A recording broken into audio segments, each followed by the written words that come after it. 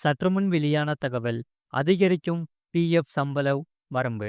தனியார் துறை ஊழியர்களுக்கு வரும் மிகப்பெரிய மாற்றங்கள். அது என்னென்ன மாற்றங்கள் சொல்லி தான் பார்க்க போறோம். நீங்க நம்ம சேனலை சப்ஸ்கிரைப் பண்ணாம இருந்தீங்கன்னா, மறக்காம லைக் பண்ணிக்கோங்க, சப்ஸ்கிரைப் பண்ணிக்கோங்க. உங்க நண்பர்களுக்கு தெரியப்படுத்தவும் ஷேர் பண்ணிக்கோங்க. இபிஎஃப்ஓ சம்பள வரம்பை உயர்த்த அரசு ஆலோசித்து வரும் நிலையில், தனியார் துறை ஊழியர்கள் கையில் வாங்கும் சம்பளத்தில் மிகப்பெரிய மாற்றங்கள் வருகிறது. அதாவது வருகிற ஏப்ரல் மாதம் முதல் உங்கள் சம்பளம் மற்றும் ஓய்வூதியத்தில் பெரிய மாற்றம் வரப்போகிறது. இந்தியாவில் சம்பளம் வாங்குபவர்களுக்கு இது ஒரு முக்கிய அப்டேட் ஆகும். அதாவது 2026 ஜனவரி மாதம் முதல் தொழிலாளர் வருங்கால வைப்பு நிதி அமைப்பு இந்த இபிஎஃப்ஓ சம்பள வரம்பு பொறுத்தவரை 15,000 ரூபாயிலிருந்து 25,000ஆக உயர்த்தப்பட உள்ளது. இந்த மாற்றத்திற்காக தொழிற்சாலைகள் மற்றும் இந்த மாற்றத்திற்காக தொழிற்சங்கங்கள் ஒரு தசாப்தத்திற்கும் மேலாக போராடி வருகிறது. கடைசியாக 2014ஆம் ஆண்டில் தான் இந்த வரம்பு மாற்றப்பட்டது. இந்த மாற்றம் பொறுத்தவரை 8 கோடிக்கும் அதிகமான சந்தாதாரர்களின் ஓய்வூதிய பாதுகாப்பை நேரடியாக பாதிக்கும். இந்த வரம்பை உயர்த்துவதன் மூலம்தான் நடுத்தர வருமானம் பெறும் லட்சக்கணக்கான தொழிலாளர்களை மீண்டும் கட்டாய சமூக பாதுகாப்பு வலைக்குள் கொண்டு வர மத்திய அரசு திட்டமிட்டுள்ளது. சரி, இப்பொழுது மாத வருமானத்தில் என்ன மாற்றம் ஏற்படுகிறது என்று இங்கே பார்ப்போம். நீங்க வீடியோவை கடைசி வரைக்கும் முழுமையா பாருங்க. அதிக வரம்பு என்பது உங்கள் எதிர்காலத்திற்கு நல்லது போல் தோன்றினாலும் உண்மையில் இது உங்கள் உடனடி கையில் கிடைக்கும் சம்பளத்தை குறைக்கும். இப்போது உங்கள் சம்பளத்தில் இருந்து 12% பிஎஃப் கணக்கும் பிடித்தம் செய்யப்படுகிறது.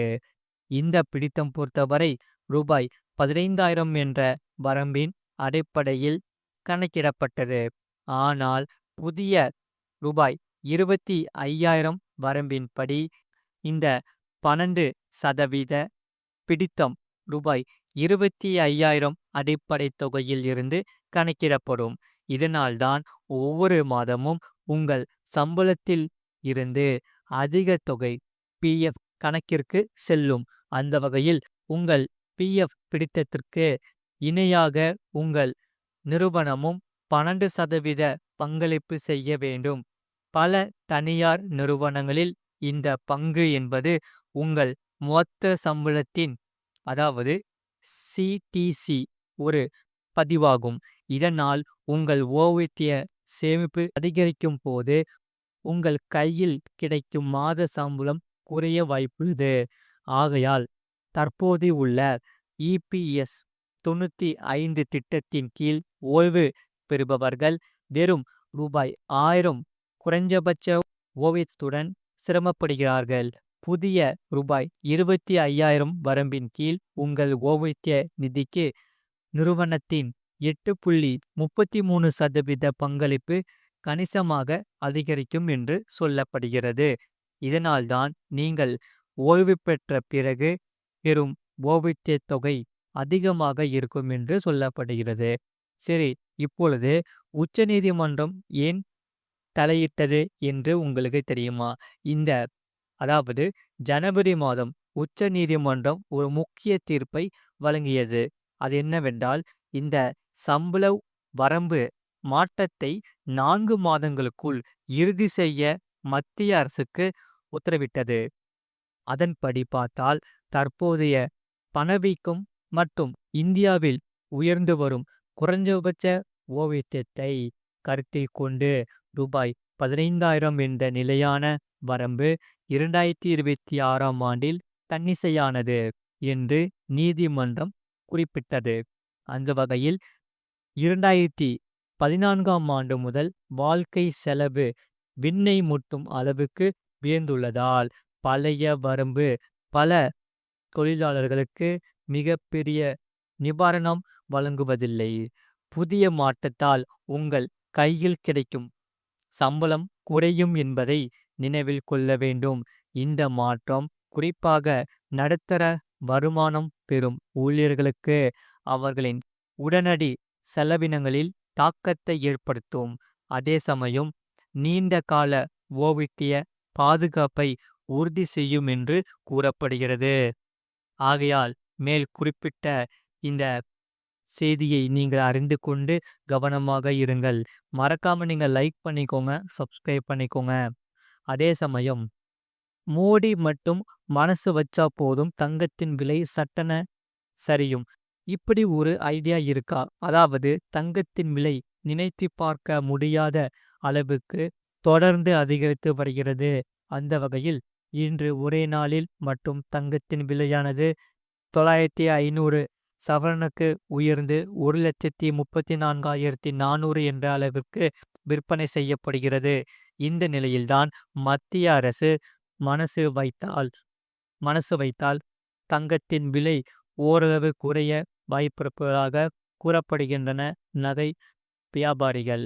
இதில் தமிழ்நாடு, கேரளா, ஆந்திரா, கர்நாடகா உள்ளிட்ட தென்னிந்திய மாநிலங்களில் தங்கம் என்பது வெறும் ஆபரணம் மட்டுமல்ல, அது சேமிப்பின் அடையாளமாகவும் அவசர தேவைகளுக்கான நிதி ஆதாரமாகவும் நீண்ட காலமாக பயன்படுத்தப்பட்டு வருகிறது. அந்த வகையில் திருமணம், சுப நிகழ்ச்சி, குழந்தைகளின் எதிர்காலம் என குடும்ப வாழ்வில் முக்கிய கட்டங்களில் தங்கமும் வெள்ளியும் தவிர்க்க முடியாத இடத்தை பிடித்துள்ளது. ஆனால் சமீப காலமாகவே இந்த தங்கம் மற்றும் வெள்ளி விலைகள் தொடர்ந்து புதிய உச்சத்தை எட்டிக் கொண்டே இருக்கிறது. பொதுமக்களை மட்டுமல்லாமல் நகை வியாபாரிகளையும் அதிர்ச்சிக்கு உள்ளாகியுள்ளது. அந்த வகையில் ஒரு பவுன் தங்கத்தின் விலை தற்போது 1,22 லட்சத்தை தாண்டியுள்ள நிலையில் 1 கிராம் தங்கமானது 15,000ஐ கடந்துள்ளது. இதேபோல் வெள்ளி விலையும் கடும் வேகத்தில் உயர்ந்து 1 கிலோ ரூபாய் 4,00,000ஐயும் 1 கிலோ 400 ஐயும் தொட்டுள்ளது. இந்த போக்கு தொடர்ந்தால் ஆண்டின் இறுதிக்குள் 1 பவுன் தங்கத்தின் விலையானது 2,00,000 வரை உயரலாம் என்று, வெள்ளி கிலோ 5,00,000ஐ நெருங்கலாம் என்றும் நகைத்துறை சார்ந்தவர்கள் எச்சரிக்கை விடுத்துள்ளனர். இதனால் ஏழை மற்றும் நடுத்தர குடும்பங்களுக்கு தங்கம் ஒரு கனவு பொருளாக மாறும் அபாயம் உருவாகியுள்ளது. விலையேற்றம் காரணமாக தங்க நகை வாங்குவோர் எண்ணிக்கை குறைந்து வருவது மட்டுமல்லாமல் நகை வியாபாரிகளின் விற்பனையும் கடுமையாக பாதிக்கப்பட்டுள்ளதாக கூறப்படுகிறார்கள். அந்த வகையில் பிப்ரவரி 1ஆம் தேதி தாக்கல் செய்யப்பட உள்ள மத்திய பட்ஜெட்டில் தங்கம் மீதான இறக்குமதி சுங்க வரியை 6% 2% குறைந்தால், அதேபோல் ஜிஎஸ்டியை 3% 1,5% குறைந்தால் 1 பவுன் தங்கத்தின் விலை குறைந்தது 6,000 முதல் 6,500 வரை குறையும் வாய்ப்பு உள்ளது. மறக்காம நீங்க லைக் பண்ணிக்கோங்க, சப்ஸ்கிரைப் பண்ணிக்கோங்க. உங்க நண்பர்களுக்கு தெரியப்படுத்தவும் இந்த வீடியோவை ஷேர் பண்ணிக்கோங்க.